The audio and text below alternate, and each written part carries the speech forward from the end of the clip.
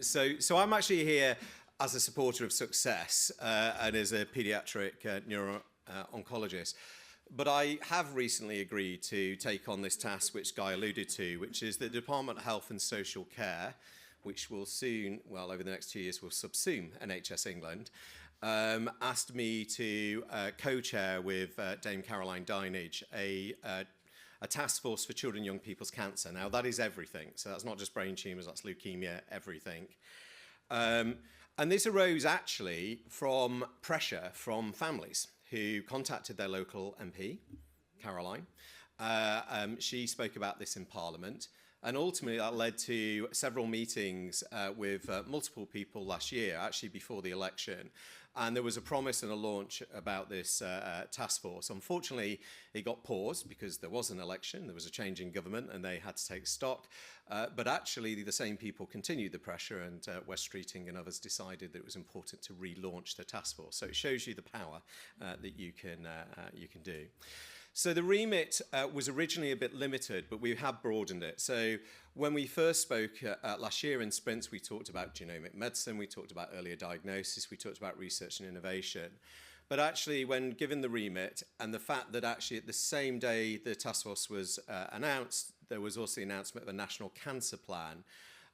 We have broadened it to be the whole pathway, I'm pleased to say. So that does include survivorship, rehabilitation, patient experience, so some of those practical things such as getting access to benefits, all of those. So it's very broad.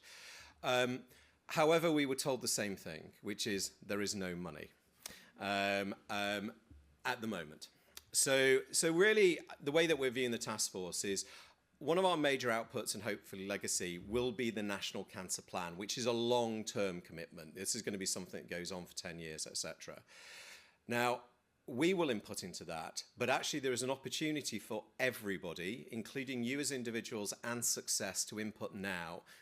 There is a call for evidence, which is what they call these things, open, and I would encourage you as much as possible to engage with that and to answer that and to do what Success is very good at, which is really focusing on this one area, which no other charity does.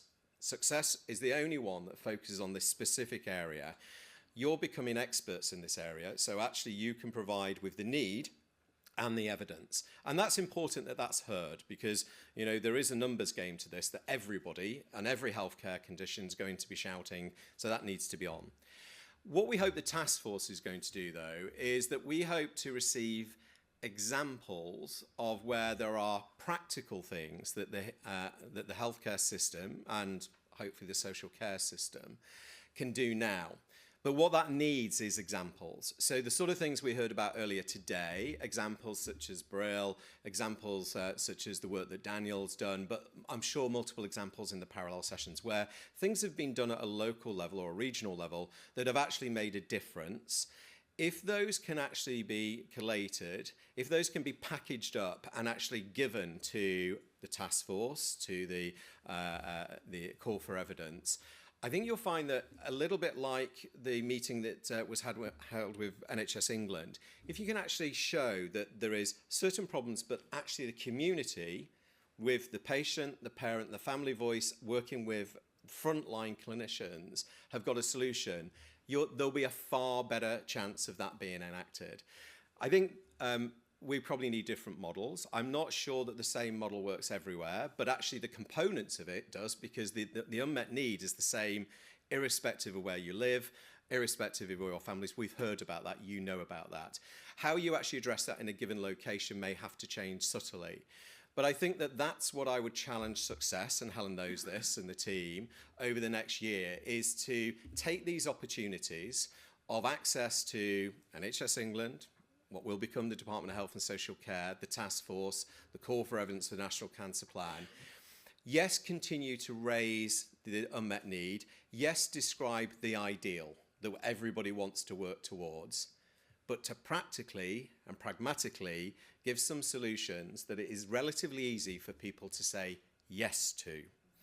Because everybody has the need to show success in whatever they do, whether they're politicians, whether they're actually managers, etc. So if you can give them a helping hand to actually have models that will work, I think you'll find that it's much more likely to be accepted.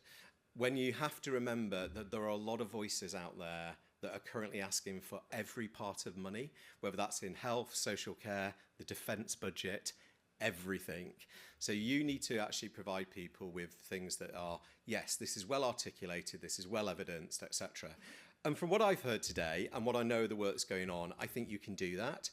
But I think you should focus on that. And I think it is right to perhaps make these in chunks. So the pituitary service, I think this has been the exact way to do it, and probably not conflate it with the general issue of rehabilitation for all children with brain tumours and young people with brain tumours, indeed adults with brain tumours, and separate those out, because I think that then you're actually more likely to get success. So this is on a personal behalf. I can't speak without asking on the part of the Department of Health and Social Care, but hopefully you realise that there are people who are now working there who do care.